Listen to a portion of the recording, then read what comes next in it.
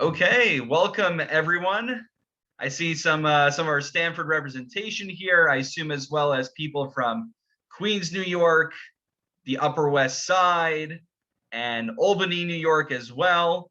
So I guess our schools that we have the diversity. We're bringing the Connecticut, so now it's a cross-state initiative that we have tonight.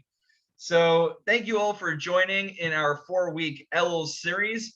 I'm joined today with Rabbi Eli Buechler, Rabbi Benjamin Keen, and also Rabbi Kerbel, who will be with us, God willing, in future weeks. And we have the pleasure of having Rabbi Buechler kick off tonight's shiur, all on Elul-related topics. So I'm not going to tell you about the shiur. I'll let him speak about it. But just for those who aren't part of Rabbi Buechler's congregation, just to get an appreciation for his accomplishments, Rabbi Buechler currently serves as the assistant rabbi of the Jewish Center in Manhattan, a very prominent shul. He previously attended Yeshivat Oraita in Israel and holds a BA in Near Eastern and Judaic Studies from Brandeis University, as well as a master's from Yeshiva University's Bernard Revel Graduate School of Jewish Studies in Medieval Jewish History, where he's also now pursuing a doctorate in the field. And of course, he received his rabbinic ordination from no other than the Rabbi Isaac Elchanan Theological Seminary. I've had the pleasure of hearing shiurim from Rabbi Buechler when he would come visit his in-laws in Plainview, New York, when I previously worked there. And I can tell you all that you are in for a treat tonight. So without any further ado, Rabbi Buechler, you have the floor.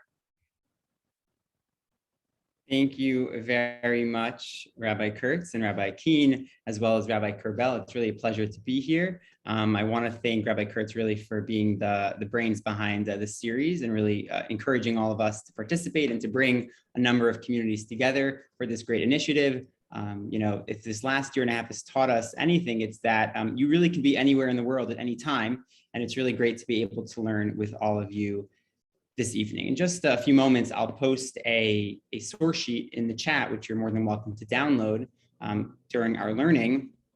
But I want to just tell you a little bit about why I decided to speak about the topic that we're going to be covering tonight. So the topic that I want to cover tonight is New Year, New World, the philosophy of Rosh Hashanah and Shemitah. So as many of you may already know, this coming Rosh Hashanah begins the Shemitah year in the land of Israel. So I had the opportunity to spend some time over the last number of months learning and teaching Shemitah in a more in-depth nature at the Jewish Center. So one of the pieces that I picked up on was, well, Shemitah starts on Rosh Hashanah, right? That's when it starts in the Torah's understanding of Shemitah. And while there are obviously many other laws that we could talk about another time, I want to focus on one particular question tonight, which is, well, why does Shemitah, the sabbatical year, the year in which you can't work the land of Israel, you have to treat the produce with a very special kedushat shvit, it has a special sanctity to it, and many other laws about the land of Israel. Why is it that that particular year starts with Rosh Hashanah? You may be thinking, well, when else would you start a year, right? The new year is Rosh Hashanah, but as we will come to see, it's not so clear that really we should start on Rosh Hashanah, which is the beginning of Tishrei. We could start on another Rosh Hashanah. We could start in Nisan. We could start in many other Rosh Hashanah that we have throughout the year. So my main question tonight is, why do we start Shemitah at the same time we start Rosh Hashanah? And what we will hopefully see tonight is that it's certainly no coincidence. And in addition, there are quite some very strong connections between the year of Shemitah, the sabbatical year in the land of Israel, and Rosh Hashanah. And obviously, when they coincide every 7 years, we have an opportunity to learn something specifically for this upcoming year from this intersection. So at this point, I'm going to post the source sheet in the chat. I may share my screen here and there, but sometimes I find it to be a little bit too much to have the text in front of you like that. So I'm sharing the source sheet right now in the chat. Feel free to click it and download it. This is where we will go. And if you have any questions for me during this year, feel free to chat me individually or chat everyone. I'll try my best to get to them. If not, I'll leave time at the end for questions as well. Okay, so where I want to start tonight is just a very brief introduction to Shemitah, the sabbatical year. There's actually 3 places in the Torah where Shemitah come up. It comes up very briefly in Sefer Shmot, comes up again in Sefer Vayikra, which is what we'll look at, and it comes up again in Sefer Dvarim. So really 3 different places. And I want to focus just very briefly on the major section in Sefer Vayikra, because that's really the most in-depth portion of the Torah that talks about Shemitah. And from here, we'll then expand upon what Shemitah means and how it really connects to Rosh Hashanah. So I've shared it in the chat. I'll also just here and there share my screen. So I'll pull it up for you all now. Okay. So when you look at the laws in Vayikra, I brought you just a selection. As you know, it skips verses here and there. A selection of the psukim. So if you look inside, it opens up, 6 years you shall work your field, you shall work your vineyard, you'll gather your produce. So essentially, the Torah is telling us, work the land for 6 years. Uvashana hashvi'it, and in the 7th year, we'll have to figure out when exactly that 7th year begins, Shabbat, Shabbaton yelar. It is a Sabbath for the land. Again, this double language of Shabbat, Shabbaton, we know that from where else? Where else do you know Shabbat, Shabbaton? Yom Kippur, right? Shabbat, Shabbaton. And feel free to use the chat as well. Shabbat LaHashem. It's a Sabbath, not for me, but for God, right? It's God's Sabbath. So we'll come back to that. It's uniquely God's Sabbath. Satcha lo tizra, you're not allowed to work. V'karmecha lo tizmor. So the 7th year is special. It's a restful year for the land and for Hashem. Okay, we'll skip verse 5 and we'll jump to verse 6. V'haita Shabbat haaretz lachem le'ochla. The land lies fallow and you're permitted to eat that produce. You're not allowed to work the land, but you can eat it. Who else gets to eat it? You, l'cha, avdecha, your servant, amatecha, your maidservant, and all the people who work for you. So not only do you get to eat it, but everyone gets to eat it. And this is actually a very critical piece when it comes to Shemitah, which is that you essentially give up your right to the land in the 7th year. It's not yours. You get to eat of it. Your servant can eat of it. Your neighbor can eat of it. Everyone gets to eat of it. You actually have to essentially make a declaration that the land is no longer mine. It's God's land. Anyone can eat of the land. And it continues, V'liv hamtecha, your animals, and the chayasher ba'artzecha, all the animals get to eat the fruit and of the field just as much as you do. And the very last verse, verse 23, V'ha'aretz lo timacher litzmitu. The land shall not be sold in perpetuity, meaning, this is also connected to the Jubilee year, this notion that eventually kind of land ownership returns to its original owners. Ki li ha'aretz, because it's my land, says Hashem. It's not your land, which means I get to make the rules. If I tell you to work in this for 6 years, you work for 6 years. If I tell you to rest in the 7th, you rest on the 7th. Ki gerim v'toshavim ateni madi. You're renters, you're strangers in my land. You don't get to do anything you want in my land. I decide what you're permitted to do and what you are not permitted to do in the land. So that essentially is the introduction to Shemitah. These are the psukim where Chazal go to town, right? There are many halachic midrashim here, so many. Most of Masechet Shvi'it, which is the Mishnaic volume, which is only in the Yerushalmi, not in the Bavli, as a Talmud text, is all about these verses. And these verses tell us a lot about Shemitah. A couple just highlight key points before we move on. One is that it's Shabbat la'aretz, Shabbat la'Hashem. It's a Sabbath for the land, a Sabbath for Hashem. It's ownerless, right? It's not mine, it's not my neighbor's. Everyone can partake in it. And essentially that everyone is not allowed to work the land as well during that particular year. So that's the introductory verses, which tells us what Shemitah is all about. And we're going to be coming back to pieces that I just brought up, but this should just be like the appetizer, and we're going to come back to it in a little while. Okay. So let's continue onward. So when thinking about when does Shemitah start, so I already kind of told you, Shemitah starts on Rosh Hashanah. Now, wasn't really being truthful because there's actually halacha l'Moshe Sinai that really we started Rosh Chodesh Elul. But again, it's a whole discussion whether that's really in the Torah itself or an illusion. But today we assume it starts Rosh Hashanah in the beginning of Tishrei. So why? So look at source number 1. The source number 1, and I'll post it again. If anybody joined late, I'll just post the source sheet one more time. Look at source number 1. Source number 1 at the bottom of the first page. I'm just quoting from the Torah Tamima. The Torah Tamima who quotes many kind of midrashic and Tanaitic sources. So he tells us the following. He says, Uvashana hashvi'it, what is the seventh year?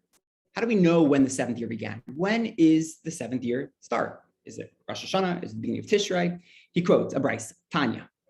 Be'echad betishrei Rosh Hashanah lishmitin. On the first of Tishrei, which you and I both know is Rosh Hashanah, is Rosh Hashanah for Shemitah as well. Dichtiv uvashana hashvi'it. In the verse above and elsewhere, it says beginning of the seventh year, Shabbat Shabbaton yelaretz. And in Parshat Ekev, meaning in Dvarim, it says Mereshit Hashanah, that God looks over the land of Israel from the beginning of the year to the end of the year. They darshan out, Chazal darshan out. It means the beginning of the year, like we know it with Tishrei. So essentially, it's excluding, let's say, Nisan, but we'll actually get back to that in a little while. The assumption by Chazal is Rosh Hashanah Lishmitin is the same as Rosh Hashanah Lishanim. It's the beginning of Tishrei, which is when we count the years from. It's when we count Shemitah. But look at source number 2. Source number 2 is a quite well-known machloket, which I've already alluded to, which tells us that Tanya, we have a brayso.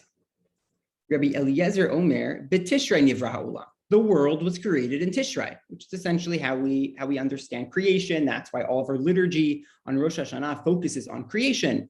Hayom harat olam. The world was created.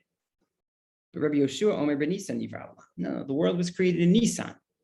Right, and there's many connections to that. The Gemara in Rosh Hashanah discusses proofs for both. We essentially, paskin essentially that it begins in Tishrei. But I'd actually want to raise the fact or potentially the observation that wouldn't it make a lot more sense to start a year that is surrounded by agricultural laws when the cycle of the agricultural year begins? When would you claim that the cycle of your agricultural year begins? When do you think the beginning of the cycle begins? Is it in the winter? Right, Tishrei is essentially the beginning of the end. Right, you're about to have Sukkot. You've gathered all your produce. That's the end of the season. Why should we begin the year of the sabbatical Shemitah in the winter? It would make a lot more sense to actually begin it in Nisan, in Pesach time, because Pesach is the very beginning of the agricultural year. That's when things are essentially first growing. That's when you have the Omer, eventually leading to Shavuos, and so on and so forth. So I'd actually argue that it makes a lot more sense to start in Nisan, and yet we don't. So one answer, and we could close this year, just exerce a custom, right? Vashana Shvit, it's the beginning. Chazal understand it. Rosh Hashanah, the Shmitian is the same as Rosh Hashanah Lishanim. We could end the year here, and that would be it. But what I'd like to suggest is that it goes a lot more deeper. It goes a lot more in depth. Chazal and the Torah recognize that there is something about the Shemitah year that connects it so crucially and so critically to Rosh Hashanah. And that's what we'll now spend the next few minutes involving ourselves within that question. That's the question I want to address tonight. Feel free, as I mentioned before, if you have any questions, to use the chat as well. And I'm happy to take those along the way. Okay. So in order to get there, we're going to need to use context clues. We're going to need to use clues that the Torah essentially provides us, especially in that very first source we saw, which was the source of Vayikra, which was the opening section we saw. And we're going to have to use some clues within that text to help us understand the deeper connections between Shemitah and Rosh Hashanah. So to get there, I want to start with the Ramban and Nachmanides. So if you look at source number 3 at the very bottom of your first page in the source sheet, what is the Ramban? What does Nachmanides say? So I'll read it inside, part of it inside here. He quotes a brayso. At the very beginning of the line, in the middle, it says Shabbat LaHashem in the bold. It is a Sabbath for Hashem, which we saw was a reference to what? Shemitah, Shabbat LaHashem. What does the Ramban note? Kashem shene'amar b'Shabbat bereshit. But wait a minute, whoa. Not only does Shabbat LaHashem appear by Shemitah, where else do we see the same language of Shabbat LaHashem? By the Sabbath of creation, by which he means Shabbat. Meaning when we talk about Shabbat in none other than the Aseret HaDibrot, we reference it as Shabbat LaHashem. Kach ne'emar b'Shvit Shabbat LaHashem. And we'll look at this more in depth in a moment. So what does this mean? What's this connection mean? Why do we say Shabbat LaHashem both by Shabbos in the Aseret HaDibrot, but also by Shabbat and Shemitah? Shabbat LaHashem Elokecha Hamur b'Shabbat Bereshit, the Shabbos that is for Hashem, that is referenced in Shmo, in the Aseret HaDibrot. What does the Ramban say? Kivo Shabbat Vayinafash. The whole purpose of Shabbos is to rejuvenate oneself. Vayinafash. Ve'alkein lo ta'aseh kum lacha. Therefore, we don't work. We rest on the seventh day of the week, on Shabbat, in order to rejuvenate ourselves.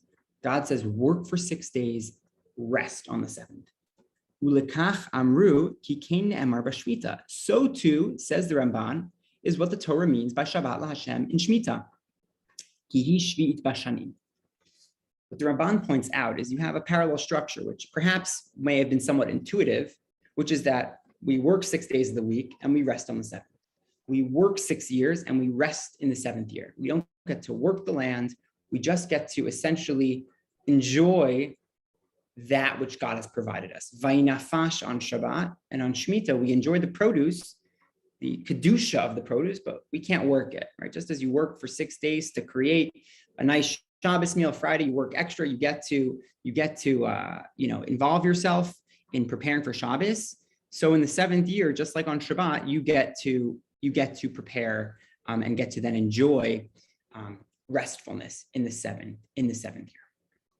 So says the Ramban, and we're going to come back to some of the pieces the Ramban mentioned because he really gets the ball rolling when it comes to connecting Shabbos to Shemitah. We haven't even gotten to creation or to Rosh Hashanah yet, but at least we can start with Shabbos and Shemitah. That's our starting point. Okay, do I have everyone with me? Any questions? Feel free to use the chat if you have any specific questions. Okay. So part of the way in which we're going to kind of see a broader picture of this whole notion of Shemitah and Rosh Hashanah really connecting in a very deep way is we have to look at a couple of clues. Right? We have to look at a couple of clues that the Torah gives us and that Chazal provide for us as well. So one of them that I want to look at is a theme about exile, galut. So you might say, what does exile have anything to do with the conversation that we're having? Shemitah, it's about agricultural laws. Shabbos, it's about resting. You want to talk about galut? That was a Tisha B'Av shir. Why am I talking about exile at this juncture? So it's not me, it's Sefer Vayikra. In the same couple of prakim that open up about Shemitah, the massive portion about Shemitah is in Parshat Parshat Bahar, and then later we learn in Bechukosai all about the Tochacha. And how does the Tochacha? One of the major points of the Tochacha. Look at the top of page number 2, source 4. What do we say by the Tochacha? God says the following, verse 33. I'll actually pull it up for everyone to see as well. What does God tell us about the Tochacha? God says the following. You hear the sirens in the background. I'm currently located in Manhattan, so that will explain that. Here we go. Okay. God says, I will scatter you amongst the nations. You'll be in exile. You'll be chased by swords. Your land will become desolate, meaning once God exiles us, once the temple is destroyed and we're kicked out, land will be desolate. Your cities will be destroyed. 34. Finally, then will the land be able to rest, to enjoy its Shabbatot, meaning its Shemitah years. Notice how the Torah uses the word Shabtoteha, it's Shabbat, when it comes to Shemitah. Kol Yemei Hashama, all the days that the land will lie desolate, meaning whenever you're out of the land, you've been kicked out, that will be the time. As Tishvat Haaretz v'hirtzata chaptoteha. Finally, the land will be able to rest for all the years you did not properly observe the Shemitah. Last verse. Kol Yemei Hashama Tishbot, all the time that you're out of the land and it's desolate, the land will finally rest. It won't be worked. For all the days in which you dwelled upon it, note upon b'shiftechem, the time that you sat in the land, b'shabtoteichem, that you didn't observe the Shabbatot. So the Torah in the Tochacha explicitly connects a sin of not observing Shemitah with exile.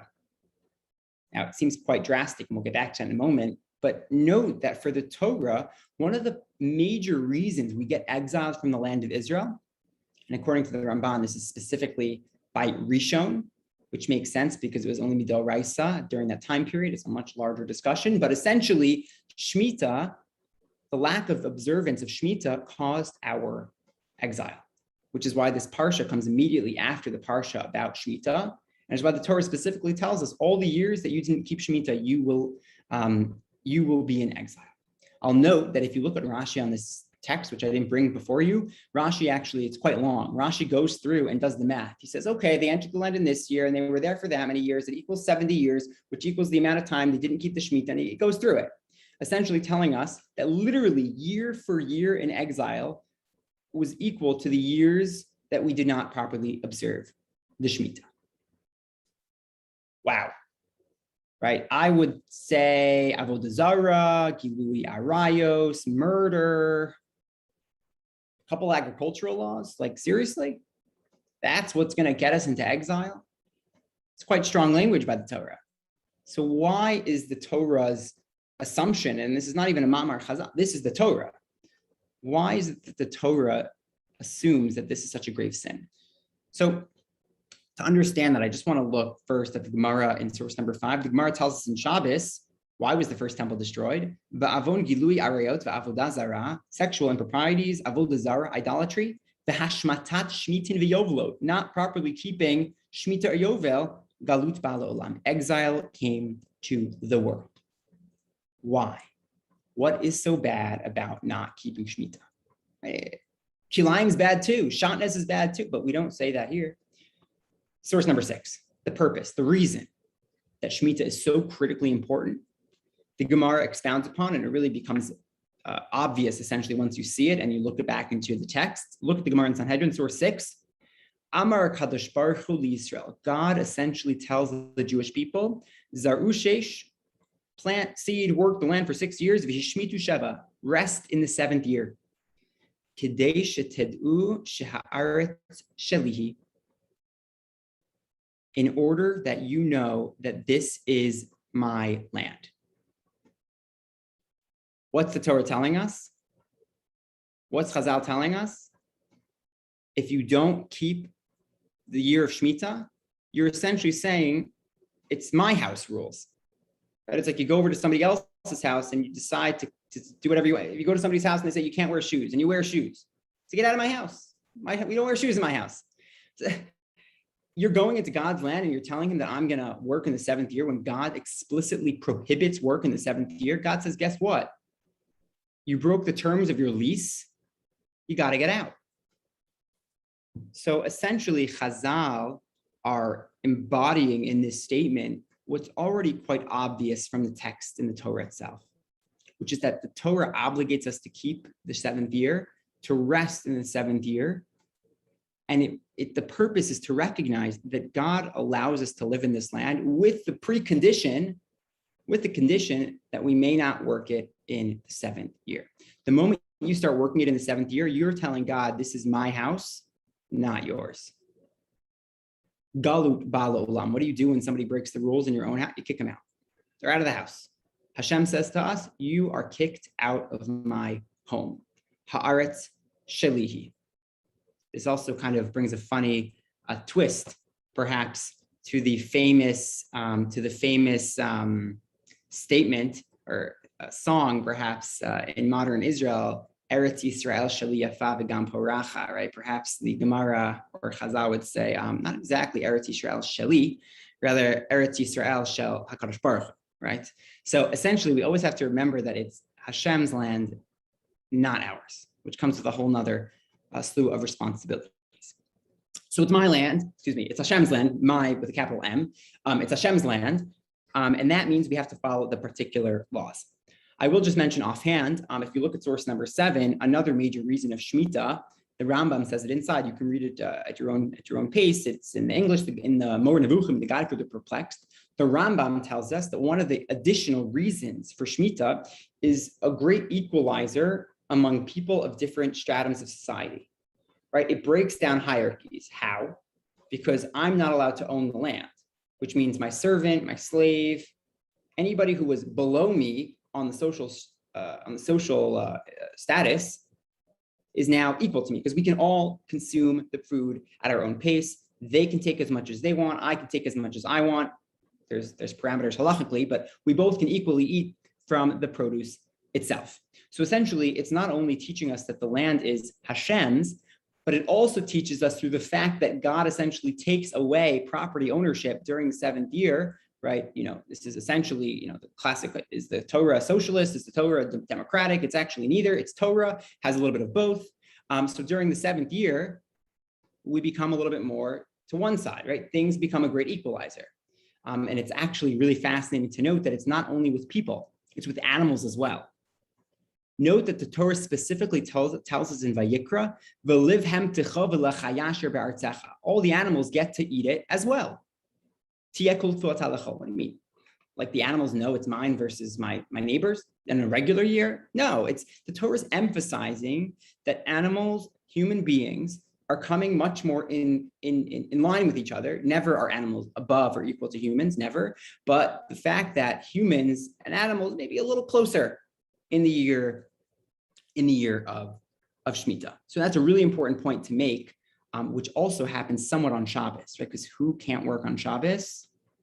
Your non-Jews or animals can't work for you on Shabbos, right? We're so used to the notion of a Shabbos goy, right? Oh, they do work. It's not really true. There are many things that a Shabbos goy cannot do for you on Shabbos. So essentially, on Shabbos and Shemitah, people, animals, Jews, non-Jews, everyone in the animal kingdom, in the hierarchy of people, essentially become equals to an extent during the year of Shemitah. I see some comments in the chat. We'll definitely come back to Harvey's comment. Shvichas damim, why is it omitted from that list? That's an excellent question, which maybe we can talk about at the end. I want to get sidetracked here. Okay, so I want to now just draw your attention to a comment. It's a small comment. We're not going to read the whole thing inside, from the Shem Mishmuel. If you turn to the very top, page 3, the Shem Mishmuel of Shmuel Bornstein, the Safetchever Rebbe, died in the early 20th century. So he obviously has a mystical, approach as a Hasidish Rebbe, but he points out something very important about Shemitah, which I think we're about to see, and it's, in my opinion, very pshat oriented. Yet it's couched in this like mystical language. But if we kind of pull apart some of the mysticism and look at the pshat, it actually becomes very clear to us. If you look in the bold. So he says the following, and I've already said kind of the first part outside. When it comes to the inheritance of the land of Israel, source number 8, very top, God essentially gives us a 7-year lease. We get to work it essentially for 6 years. God gives us a 7-year lease, which means God kind of decides if we keep the Shemitah year, he'll sign us on again. If we don't keep it, he essentially is going to deduct years from our ability to live in the land. So essentially, not keeping Shemitah infringes upon our rights to live there, because God says I'm taking it away from you. But he says specifically, le'ovda u'leshomra, right? We go into the land of Israel to work it and to protect it. Ve'al kain bishnat hashvi'it shava haaretz. The land returns lehanotein. It goes back to God, the giver, and anybody who eats of its fruits, mishulchan gavoa kazaki. It's as if they are eating literally from like the temple, which is to say that all the fruit and produce in the 7th year that have grown in the 7th year have kedushat shvit. They're sanctified, which means there are specific laws. It's usher to export them. It's usher to destroy it. It's usher to throw it out. It may even be a mitzvah, according to the Ramban, to eat it. A lot of rules about it, because it's similar to when you're in the temple and you're a Kohen, you have very specific rules and regulations.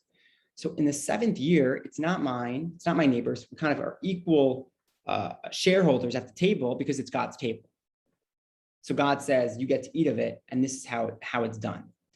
So the 7th year, like the Rambam said, it's a great equalizer, but I want to focus on one specific comment of the Shem Shmuel, which is le'ovda u'leshomra. when we come to the land of Israel, God essentially says you get to work it and you get to protect it. Now that language of Le'ovdav L'Shomra obviously sounds familiar from a very different story, the story about Gan Eden. We're going to get back to that story in just a moment, which is going to now connect Shemitah, Shabbat, and the creation of the world. And obviously, Rosh Hashanah becomes the day in which we commemorate Briat HaOlam, the creation of the world, the creation of mankind on Aleph Tishrei. So I want to look at source number 9 before we jump into the texts about creation. But one more Ramban, if you permit me, one more Ramban before we jump into the next piece here. So the Ramban says, also in Vayikra, he notes the following, just as a conclusion to our first piece here, that essentially, we'll look in the underline, God specifically argues that exile comes to the Jewish people if they do not properly keep the Shemitah, because in the underline, and God is very stringent with the Jewish people when it comes to the prohibition of working the land, let's say during the Shemitah year, meaning we have a very harsh punishment. Why? Whoever does not believe in Shemitah, whoever does not keep the Shemitah year, such a person clearly does not testify and does not believe that God created the world, nor do they believe in the world to come. It's a very drastic statement. I'll just focus really on the first part, which is to say, if Shemitah is God telling us, rest in the 7th year because I have gifted you this land, and the gift comes with a precondition, which is that you must rest every 7th year. So the 7th year is clearly correlated to the 7th day of the week. Ramban mentioned it earlier, and we will see in just a moment that this is not just the Ramban, this is actually like explicit parallels in the Torah itself, which we'll look at in just a moment. But what the Ramban is telling us, and this will get our antennas going for when we look at the text itself, not observing the Shemitah year is like not observing Shabbos. You would never just say, I'm not going to observe Shabbos this week because it's a hard week. You would therefore never say, I'm not going to observe Shemitah this year because it's been a hard year. Shemitah and Shabbos are intertwined. Shabbos is Zecher L'Maaseh Bereshit. In every place that we talk about Shabbos in the Torah, and that it references Zecher L'Maaseh Bereshit. Creation, God rested on the 7th day. We rest on the 7th day. God created some sort of cyclical nature in the world. 6 years, the 7th, we rest. So to see that insight, I want to turn your attention to page 4. I'm going to pull back up the source sheet to see it, because this is going to be kind of a critical point to see inside. Scroll down over here. Okay, source number 10 is exactly what we've already seen. We've actually seen this before. That was the first source we opened with, Vayikra verses 3 through 7, and then also verse 23. But what we're going to look at this very moment is the same source with color, right? So we moved out of black and white, we moved into color television, and that's going to be important because of the parallels that it will make between Vayikra and Shmot. This is not my own insight. I saw this, Rav Aaron Lichtenstein Zitzal has an article in a sefer that was known as Kedushat Aviv, which talks about various articles on the sanctity of the land of Israel, sanctity of time, and one of them is about Shemitah and Yovel, and he points this out, as does Rav Rimon, quoting his Rebbe in his famous sefer on Shemitah.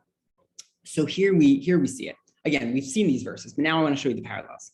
6 years you have to work the land in the land of Israel, and on the 7th you rest. So the first verse is just about working. In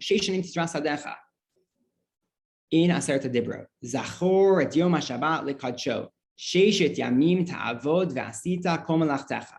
First opening, 6 years, 6 days, you gotta work. That's the opening, the introduction. Then what happens?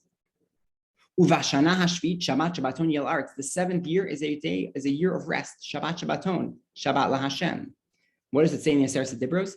V'yom hashvi Shabbat laHashem. Meaning it's a Sabbath of God to God. Essentially, God rests in the 7th day. God rests in the 7th year. We rest on the 7th day. We rest on the seventh year. The Ramban has a little bit of more of a mystical interpretation of the relationship between years and days, which I will leave for you to check out yourself. It's the extension of one of the Rambans we saw inside. But God rests, we rest. Again, you see how it goes, the same structure. Next, who gets to rest? Everyone who works for you gets to rest. We know this from Kiddush. Every single person among you. Now, essentially the same people are mentioned. Here we also have the animals, but we'll get back to them. God created the world. And what's the parallel in Shemitah? Kili Haaretz. Shabbos, God created the world. And by Shemitah, in Vayikra, it specifically tells us, Ki li haaretz. This is my land. You keep Shabbos because it's my land and I created the world. You keep Shemitah because it's my land and I created the world. So what we see here is not only kind of ideas, but really a very specific parallel structure between the mitzvah in Aseret Dibros and the mitzvah in Sefer Vayikra, connecting connecting Shabbos and Shemitah. Now we need to just come full circle. How do we connect Shabbos and Shemitah essentially to Rosh Hashanah?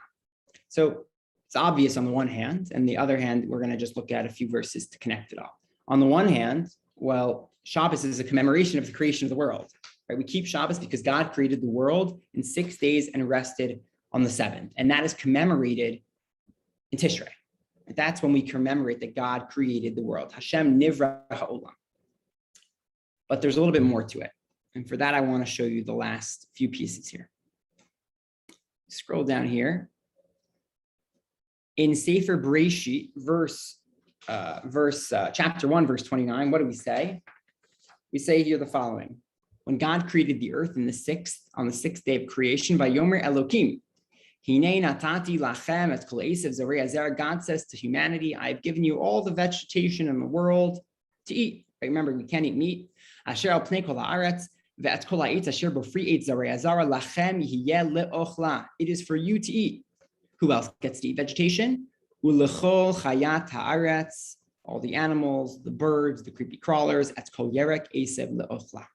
If you were to look in the sixth day of creation, the language, lachem yeh le'ochla, chayat haaretz, et kol yerek esav le'ochla, and it's a little, you just kind of have to jump up here, almost exact language is used in Shemitah. Kol tvuata le'echol, the Shabbat haaretz lachem le'ochla, meaning that which rested on Shabbat, the vegetation is for you to eat. And it's important to note that Shemitah is agricultural in nature only. It has nothing to do with animals in the sense that it's not like we say that you can't shecht animals in the seventh year. It's specifically about the agriculture, because what we're doing is we're returning to the sixth day of creation. We're returning to a time when vegetation was at the center of our consumption in the world that God created for us to observe his laws, but specifically where? Vaikach Hashem Elokim et ha'adam vayinicheyu v'gan Eden le'ovda u'leshomra. God placed humanity, man, and then eventually Chava, into Gan Eden le'ovda u'leshomra. When we were in Gan Eden, we ate from the vegetation on the sixth day of creation. We kept it. We were supposed to keep up the land le'ovda u'leshomra. And perhaps, I don't think it's a stretch to assume that le'ovda is some sort of active labor, le'ovda, to work, and l'shomra is a little less active. It's like protection to an extent. So in some sense, 6 days of creation, 6 years is avoda. And perhaps the seventh is almost like a shmira, is a protection. And we kind of see that as well in Gan Eden, which is that we can do certain things, we can't do other things. We had to tend to the land, but wasn't so necessarily the case that we were going to have to exert ourselves. And how do we know that? Because the curse of Adam when he leaves is that right? That you have to work for it. So what do we not do in the 7th year? We don't work for it because God says, I'm giving you a gift, which is called Shemitah, where you return to a pre-exilic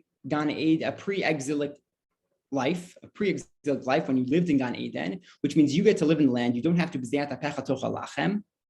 you don't have to work and exert yourself in order to keep and sustain yourself. I'm going to bless you in the 6th year to have double portion in the 7th year. And that ties very nicely into the notion of exile. By not properly observing the Shemitah year, exile Bala Olam. We get kicked out of the land of Israel. By not properly observing Le'ovda U'Leshomra in Gan Eden, by eating from the Eitz Hadat Tov V'Ra, we get kicked out of Gan Eden. So essentially what God is saying is we have a new Gan Eden, it's called Eretz Yisrael. You have to keep the laws properly, and if you don't, you're just going to start this whole cycle once more, which is exile. And then, eventually God will permit us to have another chance, but the point of Shemitah is essentially to return us to a state of 6th day of creation when we lived in Gan Eden, and we had the opportunity to observe special mitzvot that God provided for us. So when I opened, I wanted to know, right, why do we keep Shemitah in this time of year, Rosh Hashanah, Tishrei, right? It would make a lot more sense to have the agricultural cycle, which really starts with Nisan, right? Pesach is the beginning of the agricultural cycle. Sukkot is the end. Why do we start Shemitah at this very juncture? And I will add something which you may not have known before, which is that any produce that was growing in the 6th year, but that continues to grow into the 7th year, but majority of which grew in the 6th year, like you had a vegetable or something. So Mida Oraisa, it's not Kedushat Shvi, meaning because even though it grew in the 7th year, most of it was in the 6th, which is implying that it's not really about the agricultural cycle. It's about this particular juncture of time between Rosh Hashanah and Tishrei until Rosh Hashanah and Tishrei, because we are trying to reenact something that happened some 5,000 years ago. We are trying to reenact what it meant to live in Gan Eden, and that opportunity comes at a very specific time of year, which is Rosh Hashanah Aleph Tishrei. That's why we begin Shemitah at this very juncture. We have the opportunity, and with this I'll close and then open it up to questions. We have an opportunity this Rosh Hashanah, like every Rosh Hashanah, to do tshuva, to return on an individual level, and certainly on a communal level. But this year, more so than any other of the 6 prior years, we have the opportunity to take that tshuva a little bit further back in time. We have the opportunity to span history back to the very first people in our history, and Shemitah gives us that opportunity to re-engage the mitzvos that God gave us in Gan Eden and to reenact them in the land of Israel today. Now, most of us are not located, if any of us are not, we're not located in the land of Israel. So certainly we can't observe Shemitah in the same sense that somebody in the land of Israel can. But I think the principles still hold true, which is to say, perhaps this year more than any other, we should think not only about ourselves and our own tshuva, but a communal tshuva, a national tshuva, a universal tshuva that brings us back to that very moment in the essentially the conception of the idea of mankind that brings us all the way back to Gan Eden. I wish everyone a Shana Tova U'Metuka. I'll be happy to open it up to questions. I think we can probably also maybe do some unmuting as well. Thank you all.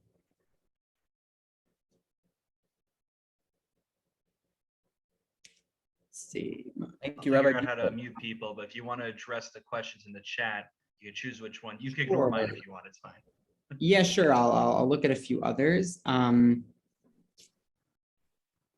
There's quite a number of questions in the chat here, but yeah, a number of them are comments directly about some of the things that we looked at. I think Moshe, if you go into the enabled everyone to unmute themselves. So if anyone would like to ask any questions, you should be able to do that now.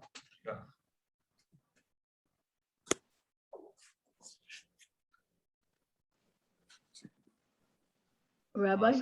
Yes. I put a question in the chat if you would like to address it. Sure. Do you mind just reminding me the question? I'm just maybe hard to scroll through.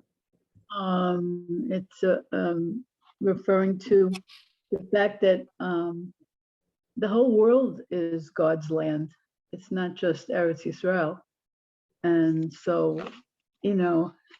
how do we, in some sense, being in Galut, observe that other than saying brachot over produce, which everybody will, hopefully we do.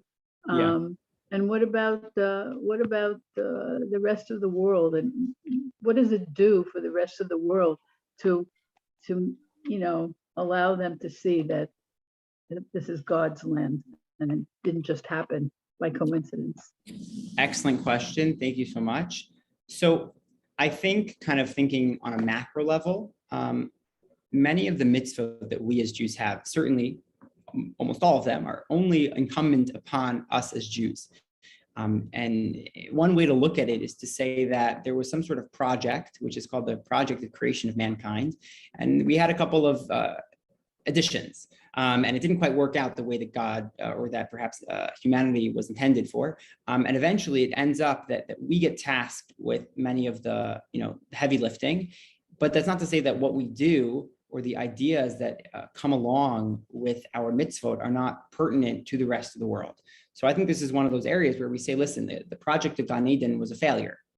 So God says, I'm going to give the Jewish people a land which is going to be similar to Gan Eden, and I want you to keep these laws to remind yourselves what it means that the land is Hashem's. Now, the ideal, if you look at Yeshayahu especially, but many of the Nevi'im, is the assumption is that our mitzvot are supposed to enlighten the rest of the world as to what we're doing, right? Why are you keeping Shemitah? I'm keeping Shemitah because God created the world, and so on and so forth. So even though it's only incumbent upon the Jewish people to keep these mitzvot, I think the ideals and values inherent therein are important for the entire world. And in terms of us as Jews, let's say living outside the land, I think you're absolutely correct.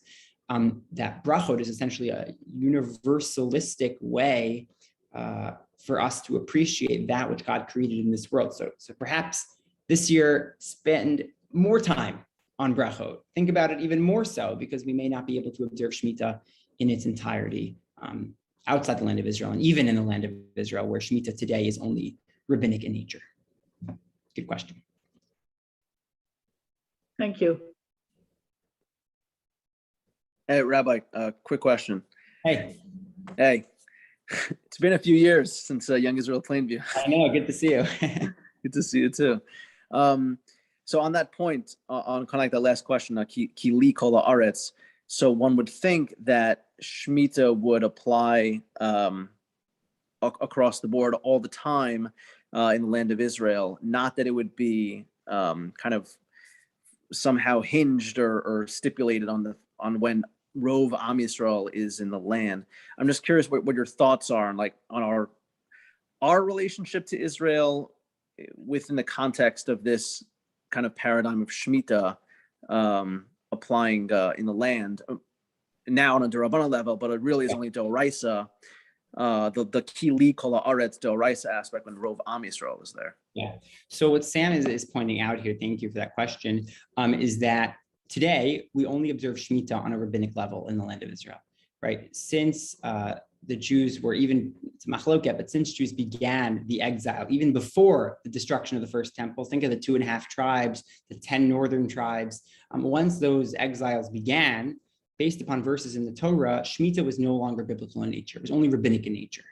So essentially, so why? Meaning, why should it matter that only 40% of the Jews live in the land of Israel? Like, shouldn't the message of ki li kol haaretz still exist? So the answer is yes, it should still exist in the sense that the message still exists, which is why Chazal created this notion of keeping something on a rabbinic level. But I guess your question is, well, why doesn't Hashem, on a Torah perspective, still obligate it? And I think that may have to do with the fact that we as a nation are tasked with very specific goals. And that certain national tasks are just impossible when the nation is not whole. You could perhaps add into that mix certain mitzvot regarding kingship, or certain mitzvot even regarding a couple of other agricultural laws, which is to say that Jubilee, obviously, which is connected to Shemitah, which is that we require the whole nation, like the whole being, to be unified before we as a nation can recognize God's land in a specific kind of halachically observant fashion.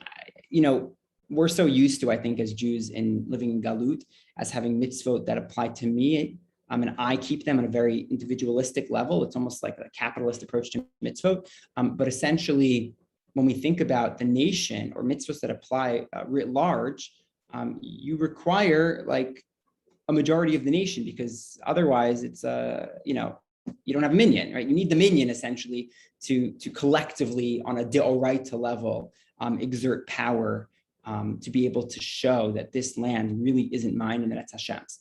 Chazal understand that they want us to still remember this, so they give us the Rabbanat. But it's certainly not the same as having the entire nation in the land of Israel itself.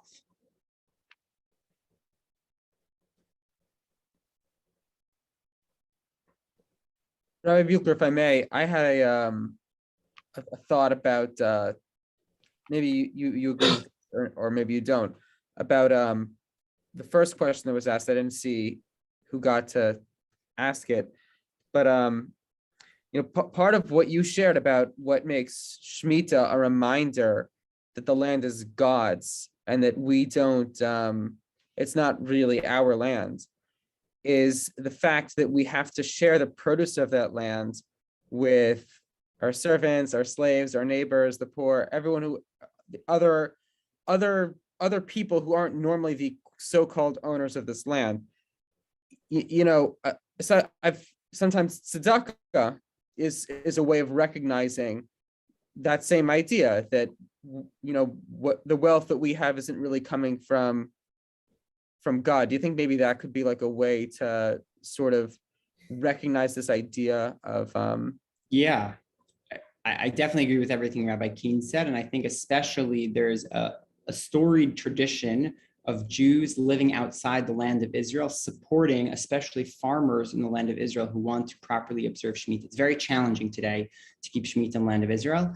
And so there actually are many organizations that are set up in order for Jews, especially in Chutz Aretz, to support farmers who are losing their parnasa in the seventh year. And it's hard to compete with a secular Israeli farmer who is producing against the Torah's dictates and chazals in order to properly keep the Shemitah year. So tzedakah writ large, but also I think tzedakah to help individuals. I want to also add that reminds me that right after we get kicked out of Gan Eden, so we learn about the story of Cain and Hevel. And Cain essentially becomes we're descendants of Cain, but Cain means ownership. So Kanani, right? There's a sense of ownership, which the Rav Hirsch talks about also, which is this notion that it's mine and not yours. It's about me and not anybody else, right? That was one of the sins of that generation. And Shemitah is supposed to remind us that it's not mine, it's Hashem's. So that kind of ties back into that notion as well. A question about, just to add on to that. Isn't Shemitah also, Shabbos is also, Shabbat is about family, about focusing on family. And isn't Shemitah also kind of to remind us that we need each other? We need each other to survive, and we have to help each other. And not everybody was a farmer, so there was a way of bringing people closer together. It actually ties into the Gan Eden story where they were kind of a little egocentric. He blamed her, she blamed him. But it makes us, I think it's supposed to bring us closer together, especially when you think of what you said. Oh, you said this morning also about on the road to Teshuvah. Yeah, I would agree. Thank you, Ellie. I agree. And there are certainly a number of kind of positives that emerge from keeping Shemitah and Shabbat. One of which, I think you're right, is this notion that you can spend more time with people because you're not spending it in the field. And I would say that a major focus of many Meforshim is actually the notion that you can spend a lot of time doing Talmud Torah. Right? There's this notion that the seventh year is like a large kollel for the Jewish people. Right? I don't have anything else to do.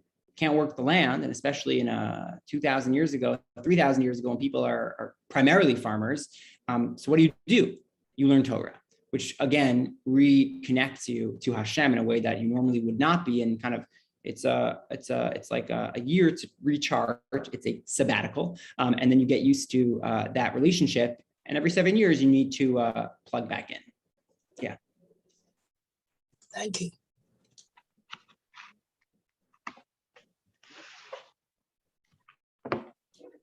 Any other questions? Huh?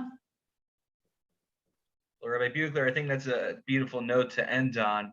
And I'm sure your email is relatively public if anyone has questions to reach out. But thank you so much for kicking off this series. And again, it's really a privilege to have Rabbi Buechler, and then we'll have Rabbi Keen, Rabbi Kerbel, really all stars, up and coming stars in the mono-Orthodox rabbinate. Somehow I was thrown in there as well, but Yasher Koach on collaborating. And we look forward to seeing all of you next week, Monday night, 8:30 as well. Yasher Koach, and have a wonderful evening. Yasher Koach, Rabbi Buechler. Thank you. Thank you. Thank you very much.